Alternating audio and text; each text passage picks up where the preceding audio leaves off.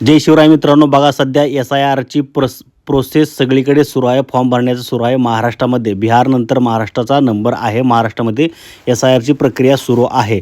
तुमच्या गावामध्ये, महानगरपालिकेमध्ये, शहरामध्ये तुमचा BLO कोण आहे, तो कसा सर्च करायचा किंवा फॉर्म कसा भरायचा, ऑनलाईन फॉर्म कसा भरायचा या संदर्भातली माहिती आपण या ठिकाणी आपल्या चॅनलच्या माध्यमातून तुम्हाला दिलेली आहे. आता बघा SIR म्हणजे नक्की काय आहे, त्याची पूर्ण प्रक्रिया काय आहे, त्याचं वेळापत्रक काय आहे, कधी काय करायचं आहे ते आपण या व्हिडिओमध्ये पाहणार आहोत.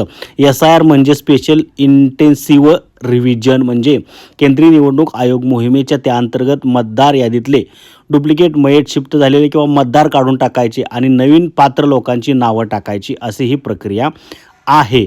त्यानंतर बघा आता महाराष्ट्रातील SIR मोहिमेचे वेळापत्रक काय आहे हे तुम्हाला माहीत असणं गरजेचं आहे. जागरूक व्हा, इतरांना ही माहिती द्या, तुमचा तोटा करून घेऊ नका, तुमची माहिती भरा. 20 ते 29 जून यासाठी BLOचं प्रशिक्षण झालेलं आहे. आता 30 जून ते 29 जुलै याच्यामध्ये BLO घरोघरी जाऊन माहिती गोळा करणार आहेत.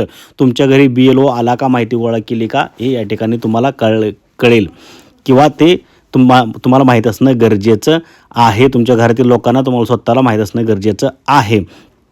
त्यानंतरची प्रोसेस काय आहे बघा, BLO घरोघरी जाऊन फॉर्म भरणार आहे. तर 29 जुलैपर्यंत या संदर्भातली डेडलाईन आहे. याच्यामध्ये काही बदल होणार नाही. BLO सुद्धा त्यांचं काम वेळेत पूर्ण करणार आहेत. आता BLO घरोघरी जाऊन तुमचा जो काय फॉर्म आहे तो फॉर्म भरणार आहेत. याच्यामध्ये काय अडचणी येणार आहेत, काय फॉर्म कसा भरायचा या संदर्भातली माहिती आपण दुसऱ्या व्हिडिओमध्ये सांगितलेली आहे. तो व्हिडिओ तुम्ही आपल्या चॅनलवरती पाहू शकता.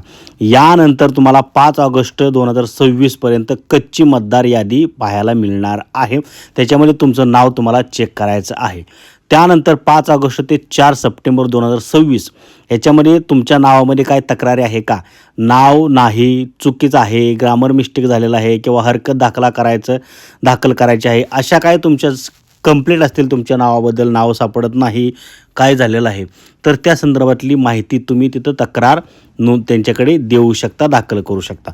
त्यानंतर 7 ऑक्टोबर 2026ला अंतिम मतदार यादी प्रसिद्ध होणार आहे आणि त्याच्यानंतर तुमच्या मतदार यादीमध्ये काहीही बदल होणार नाही. म्हणजे मतदार यादीमध्ये म्हणजे तुमचं मतदान राहणार आहे, परंतु तो काढायचं का ठेवायचं हे जो निर्णय आहे तो 7 ऑक्टोबरच्या आतच होणार आहे. त्यामुळे तुमचं नाव नसेल तर तुम्हाला काय करावं लागणार आहे, असेल तर काय चूक दुरुस्ती असेल तर काय करावं लागणार आहे, या संदर्भातली माहिती आपण आपल्या व्हिडिओमध्ये सांगितलेली आहे. दुसऱ्या तो व्हिडिओ तुम्ही पाहू शकता. त्यानंतर आता तुम्हाला काय करावं लागणार आहे, महत्त्वाची गोष्ट, तर नंबर 1, 2002च्या यादीत नाव आहे, फक्त मॅपिंग फॉर्म भरून द्या, कागदपत्र द्यायची नाही. तर कोणताही कागदपत्र तुम्हाला द्यायचं नाही, फक्त फॉर्म भरून द्यायचा आहे. दुसरी गोष्ट, 1 जुलै 1987 पूर्वी जन्म यादीत नाव नाही, जन्मतारीख अधिक जन्मस्थळ पुरावा, पुढील यादीत 11 पैकी 1 कागद तुम्हाला द्यायचा आहे, जर तुमचं यादीत नाव नाहीत नसेल तर. त्यानंतर बघा तिसरी गोष्ट, 1 जुलै 1987 ते 2 डिसेंबर 2024 दरम्यान जन्म जर स्वतःचा आहे आणि आई किंवा वडिलांपैकी एकाचा जन्म पुरावा तुम्हाला द्यायचा आहे, जर तुमचं नाव नसेल तर. पुढची गोष्ट 4 नंबरची की 2 डिसेंबर 2004 नंतर जन्म स्वतःचा, आई वडील दोघांचाही जन्म पुरावा द्यावा लागणार आहे. जर तुमचा जन्म झाला असेल 2004 नंतर तर ही तुम्हाला पुरावा द्यावा लागणार आहे. आता बघा मतदार यादी आणि SIR यासाठी चालणारे 11 कागदपत्र कोणते तुम्ही देऊ शकता. जन्माचा दाखला देऊ शकता, सरकारी ओळखपत्र देऊ शकता, पासपोर्ट देऊ शकता, पेन्शन आदेश देऊ शकता, जात प्रमाणपत्र, वन हक्क प्रमाणपत्र, अधिवास प्रमाणपत्र देऊ शकता. जुलै 1987 पूर्वीचं बँकेचं डिटेल आहे ते सुद्धा तुम्ही देऊ शकता. 10वी-12वीचं प्रमाणपत्र देऊ शकता, पोस्टाचा पासबुक देऊ शकता, कुटुंब नोंदवही, सरकारी जमीन घराचे कागदही तुम्ही या ठिकाणी देऊ शकता त्यांना, तुमचं कागदपत्र त्यांना पुरावा म्हणून. महत्त्वाची गोष्ट बघा, मतदार यादी पडताळणीबाबत काय आहे तर वेळेत पडताळणी करा, मतदानाचा हक्क जपा. 3 वेळा संधी, अन्यथा मतदानाचा हक्क हुकणार आहे.